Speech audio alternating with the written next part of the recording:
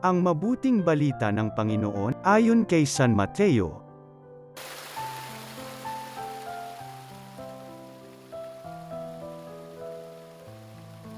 Si Judas Iscariote, isa sa 12, ay nakipagkita sa mga punong saserdote. Ano po ang ibibigay ninyo sa akin kung tulungan ko kayong madakip si Jesus? Tanong niya. Noon din ay binilangan nila siya ng 30 salaping pilak. Mula noon, humanap na si Judas ng pagkakataon upang may pagkanulo si Jesus. Dumating ang unang araw ng kapistahan ng tinapay na walang lebadura.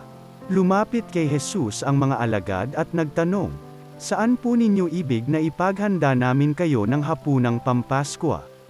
Sumagot siya, "Pumunta kayo sa lungsod at hanapin ninyo ang taong ito. Sabihin sa kanyang ganito ang ipinasasabi ng guro. Malapit na ang aking oras. Ako at ang mga alagad ko'y sa bahay mo kakain ng hapunang Pampaskwa." Sinunod ng mga alagad ang utos ni Jesus, at inihanda nila ang hapunang Pampaskwa. Nang gabing yaon, dumulog sa hapag si Jesus, kasama ang 12 alagad.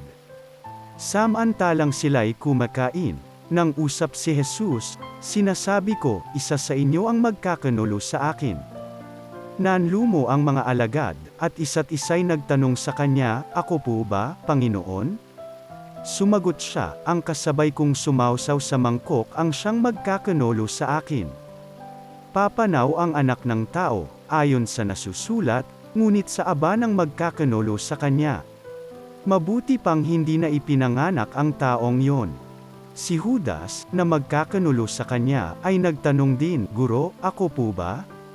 Sumagot si Jesus, "Ikaw na ang nagsabi." Ang mabuting balita ng Panginoon.